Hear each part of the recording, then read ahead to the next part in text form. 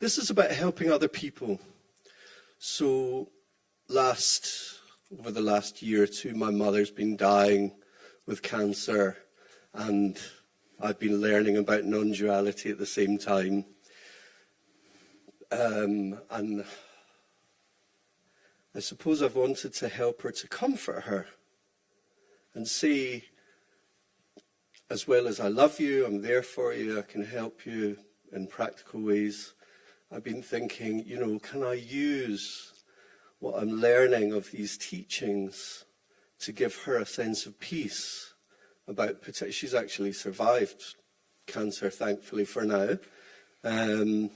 But, I daren't have said to her, you were never born and you'll never die, as I've heard you say, in your talks, and I just think, what a prat to say that to his mum. Mike, you're right. It would not be appropriate to say that to your mother, but nor is it necessary to say that in order to convey the truth of that statement.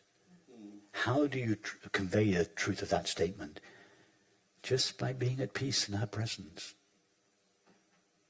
If you are at peace in her presence, in other words, if you are established in being, as being, you subliminally convey that to her. You take her non-verbally to her true nature. And she will just feel, when Mikey comes to see me, I feel relieved of a burden. He never says anything, he just chats about the weather. But when he goes, I've just been relieved of a burden. I just feel at peace. So you put her in touch with the peace of her true nature. You don't need to tell her it's eternal or unborn, but in that moment, because when you're at peace in the moment, you're not thinking about, you don't need to know about being born and die. You're not afraid of that because you're at peace. You're at rest. That's all she wants. It's the greatest gift you could give your mother now. It's just to bring her, to give her a taste of her innate peace. And all you need to do that is to be at peace yourself.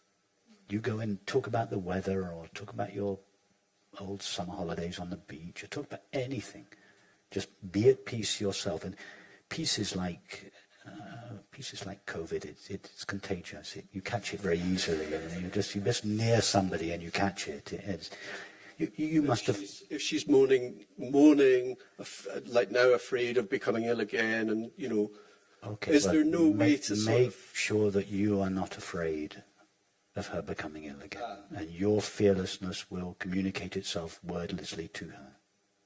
And would that be your advice in general, helping anyone? Say, my niece has got a problem, my brother's in trouble. It's difficult to say because there are no prescriptions. You just have to tailor it to the moment. If your niece has got troubles, you might want to get involved with the troubles.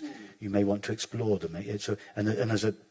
I don't mean to imply that there isn't a place for explicitly exploring particular issues in life, in relationship, in work, to do with finances or health. No, that there is. So if your niece comes to you for financial advice, or whatever, then engage her at that level.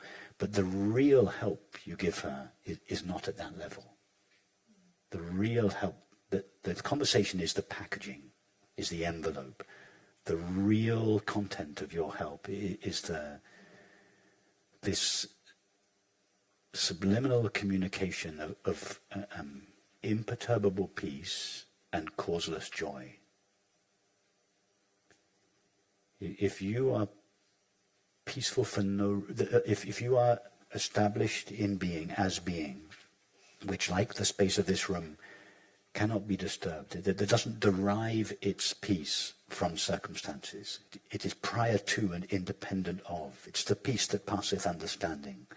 The peace that can't be touched by what does or does not happen in experience. If you're established in that, it will communicate itself.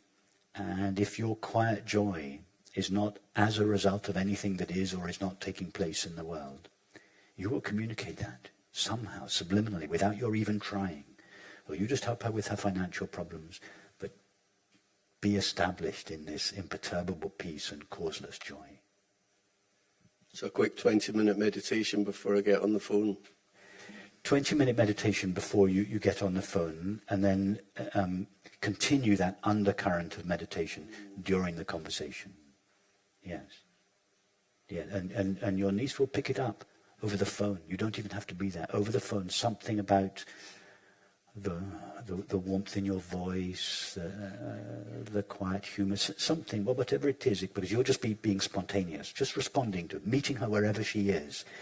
But the quality that is informing your conversation will communicate itself through your conversation. And she'll feel relieved of her burden at the end of the conversation, to a degree. And she'll think, oh, I like talking to Uncle Mike. I'm going to call him a bit more often. Yeah. Not too much. Yeah, no.